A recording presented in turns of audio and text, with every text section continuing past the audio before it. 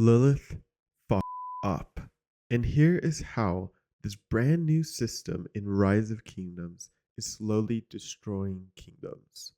Around 2 months ago, Lilith announced that they will introduce the brand new system of kingdom merging.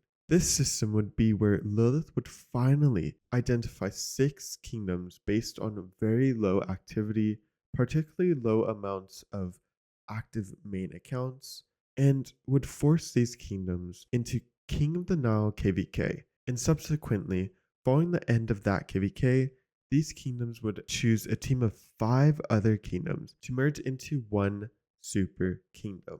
Now, I say super kingdom because imagine what would happen when 6 kingdoms, even at DC level power, would become one kingdom.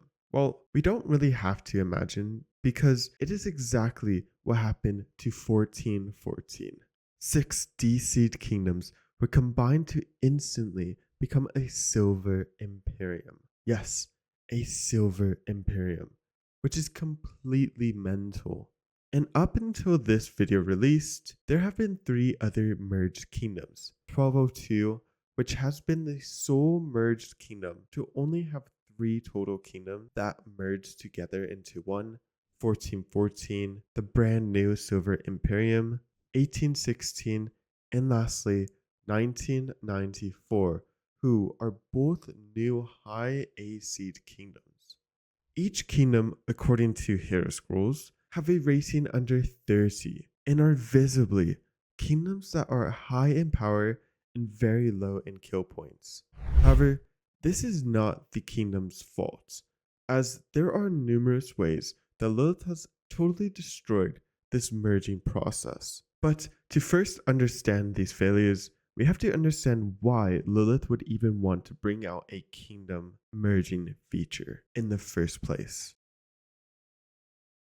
Kingdom merging might sound random and unneeded, but this couldn't be more opposite. Rise of Kingdoms has been released for 7 years. In those 7 years, we have reached over 2,700 kingdoms that entered into Season of Conquest, which is a major deal. However, this longevity has created major problems that Lilith has to deal with. The first major issue is revolving around the server itself. And I'm talking about Lilith's server that runs Rise of Kingdoms. Imagine running a game like Rise of Kingdoms and trying to provide the best servers and limit lag for hundreds of thousands of players at a single time. And in over 2,700 kingdoms, this is an enormous task. More importantly for Lilith, it is an expensive task. Being able to reduce the amount of kingdoms would likely save Lilith quite a good amount of money, but could also solve major lag issues and take away stress from the background server. I don't think this is the main reason for Lilith introducing the kingdom merging feature. However, I do think it's a very good bonus for them. More so, I believe one of the main reasons for introducing this system is due to competitiveness. Many of us remember the early days of Rise of Kingdoms, more specifically when they introduced migration. This specifically created a system where players were able to choose where they wanted to go, and many players wanted to go to low power kingdoms for a numerous amount of reasons. The ideal spot to be in for many players was a kingdom low in power, otherwise known as a C or D seed, and particularly Season 2 kingdoms. Many kingdoms also wanted to avoid mega wills and imperiums or A seeds. Also, the idea of being in a low seeded kingdom to not have to devote so much time towards the game. However, with the idea that kingdoms wanted to remain as low power as possible, this created a ripple effect early on, where higher power kingdoms were not only losing out on migrants, but also sooner or later, imperiums were not able to drop enough power to bring more migrants in. This subsequently aided the killing of many of the big imperium kingdoms like 1254, 1V, 1556, among many others, which created the current scenario Rock is in, where we are dominated by one alliance kingdoms, but also dominated by low powered kingdoms. If we take a look at Hero Scrolls, which is my favorite Rise of Kingdoms website, we see that around 1200 kingdoms are under the power of 8.7 billion, or in the C to D seed area. This is unbelievably small in the grand scheme of kingdom power. This creates ultra packed low power KVKs where 8 kingdoms are in the same camp, making not only the KVK rewards unimaginably impossible, but also Diplo a complete headache. Also, a lot of these dead kingdoms or very low in power kingdoms don't actually add a lot of value to KVKs. Some don't do anything, some are dead servers, and it is just a waste of space, to be honest. But more than just this, creating more higher power kingdoms, especially around the B to A seed power range, creates more competition, but also better KVK registrations, which is a major issue that the Rise of Kingdoms community brings up to Lilith developers. This creates bigger seeded kingdoms to show up more consistently in KVK matchmaking, potentially making matchmaking fairer as there are more kingdom options around this power level and availability in terms of power and kill points.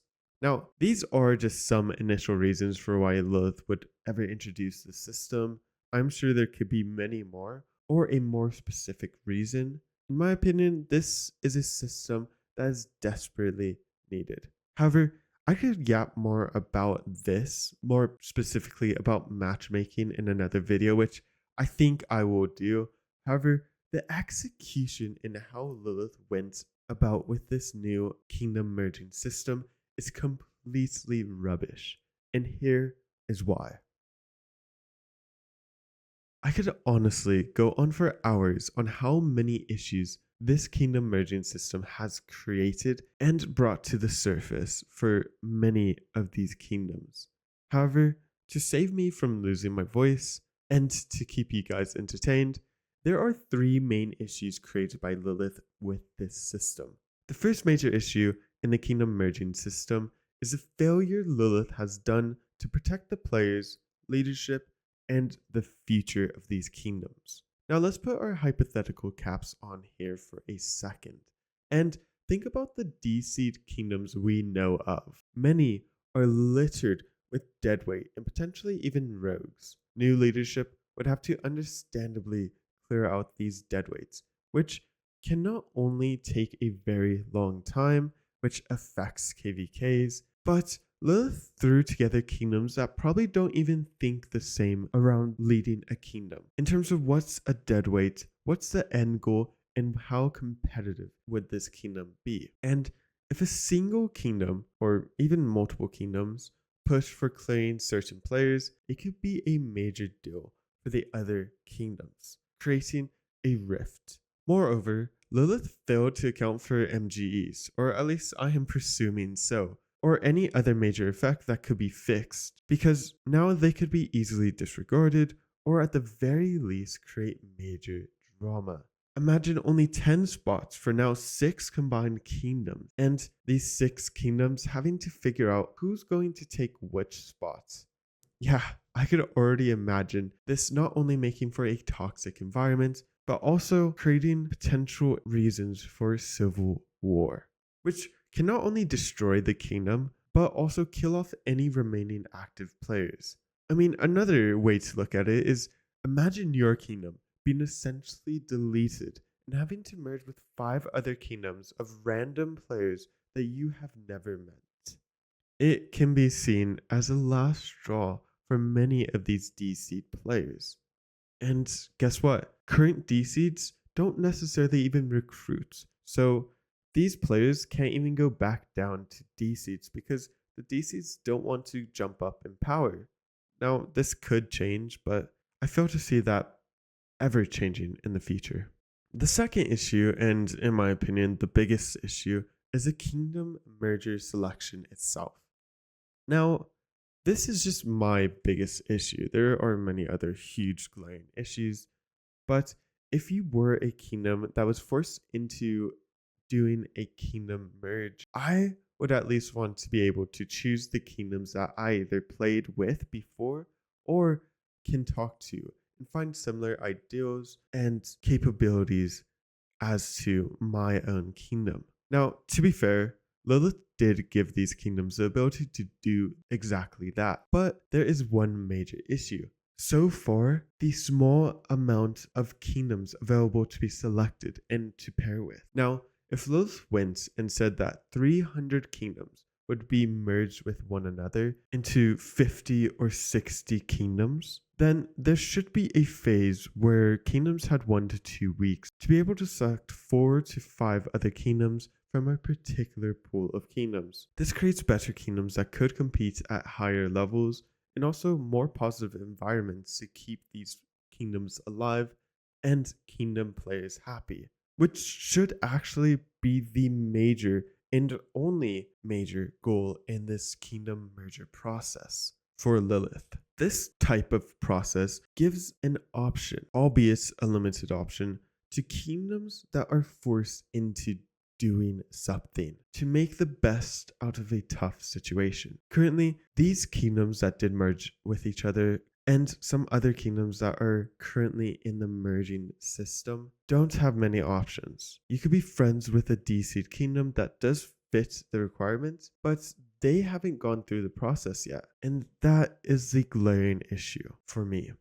The third and final issue that I have noticed, but also that I will bring up in this video so far, is how Lilith has trapped these players into this predicament. There is no ability for these players to be able to migrate in terms of creating cheaper migration or a free migration. Now, I believe that since Lilith is forcing these players into something that they had no original desire to do, Lilith should give out a free migration for all these players, or at least a cheap migration. And I'm not talking about KVK style migration, even cheaper than that. That should be very simple and completely reasonable for all parties involved. This does also contribute to a positive for both sides. One, for the players to be able to choose a kingdom, and another side for other current kingdoms where they are able to recruit more players. And finally, for Lilith, because they're creating higher power kingdoms, more mains in current kingdom pools, and of course, going through with this merging system. This kingdom merging system is honestly needed. I have been saying this for a very long time, and I'll get hate from it. However, Rise of Kingdoms needed an ultimate endgame to slim down the massive amounts of kingdoms that are currently available. Kingdoms should be more competitive to create better KVKs, and I don't say this to force these kingdoms into A seed because that would be bad for the game. But the ability to make the baseline of kingdoms similar to high C or B seed kingdoms would create better matchmaking immediately. But also enable Lilith to create a better and easier system for matchmaking for all kingdoms in Season of Conquest, which is something that we desperately need. Something that I will talk about more soon.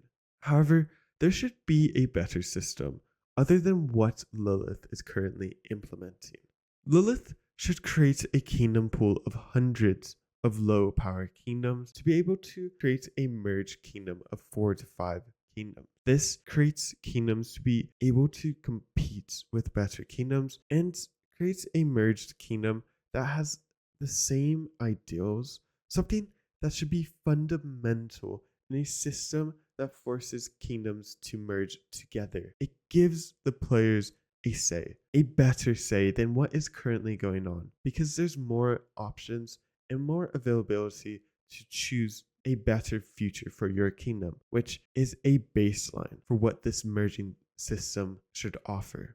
Also, these kingdoms should be able to choose one specific kingdom to go to from out of the kingdoms that agreed to merge into each other, which is something that I don't actually know if they do implement, but it does give them a better say as a merged kingdom going forward.